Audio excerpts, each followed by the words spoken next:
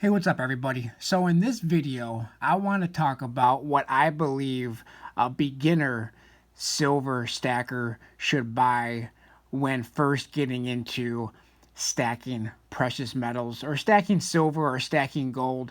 But this video is more directed towards stacking silver. Now, in my last video, my video was about what I believe you should do prior to stacking precious metals. In this video, I want to talk about how I think a beginner, if I could go back and start this stacking journey over again, this is how I would prefer to do it. And I'm going to give you a little bit of an idea. You can go back and watch my older videos and see my old unboxings. But this is how I wish I would have started.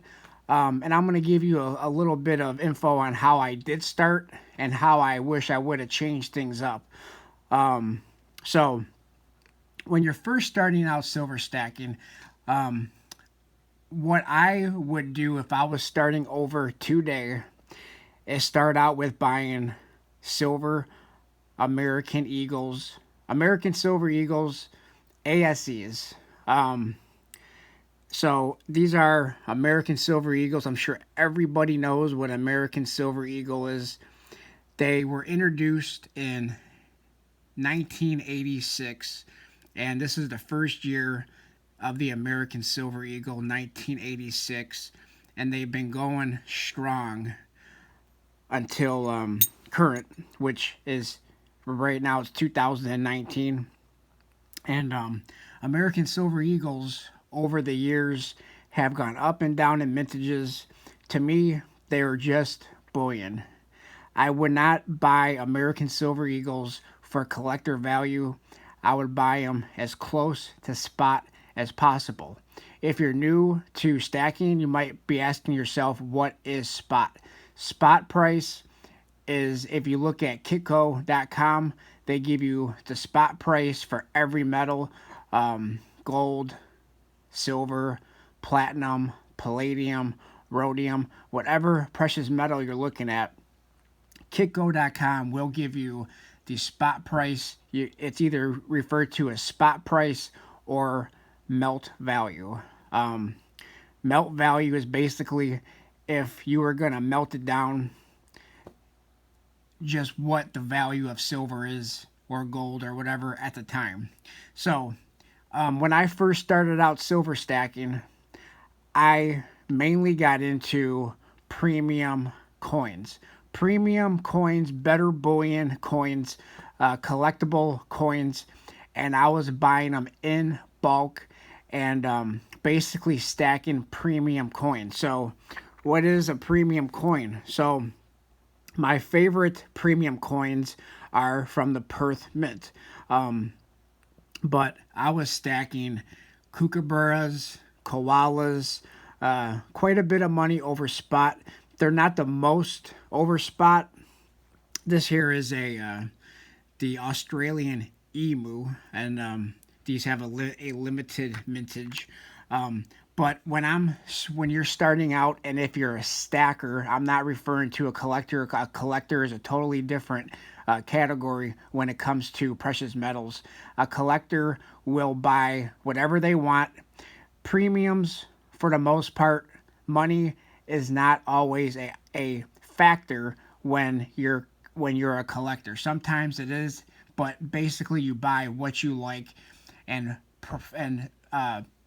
price is really not much of a factor.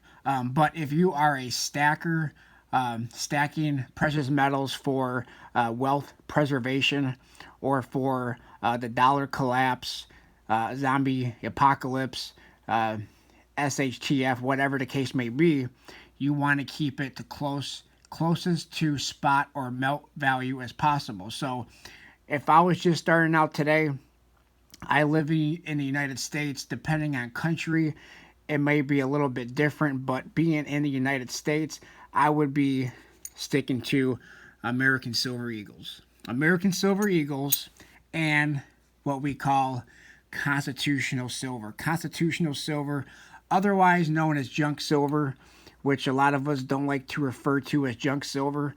But a lot of places do refer to it as junk silver. Junk silver was silver that was circulated in the United States up to, it was 90% silver up to 1964. And after 1964, between 1965 and 1969, Kennedy half dollars were contained 40% silver.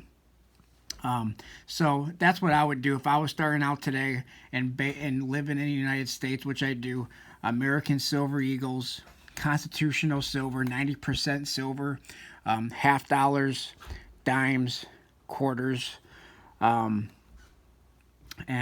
nickels were not 90% silver. They were 35% silver during World War II. So, and then also you could also American Silver Eagles. All silver contains a premium. Premiums are how much above spot the bullion companies or your local coin shop will charge you for the silver. And all silver will contain a premium. American Silver Eagles will contain a little bit of a higher premium than generic silver in most cases. Now, some generic silver, it has a limited mintages, but most of your rounds and bars, this here is a bar, but this here is a little bit of a higher premium bar because it is considered a coin. It's a coin bar from the Perth Mint in Australia. But if I'm first starting out, I would stay away from the higher premium bullion and higher premium coins, higher premium rounds, and stick to as close to spot as possible. Rather that be with American Silver Eagles or generic rounds. Now, this here is a generic round.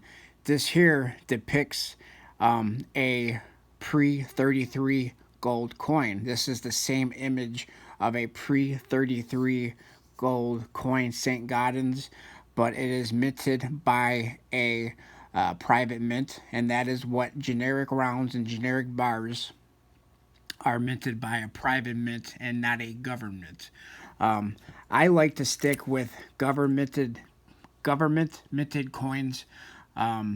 If you are in, say, Canada, you may stick with Canadian Maple Leafs over the American Silver Eagles. If you live in England, then you might be sticking with the Britannia. Now, this Britannia is a Oriental border, so this one is actually a little bit of a higher premium, but the regular Britannias normally is pretty close to spot.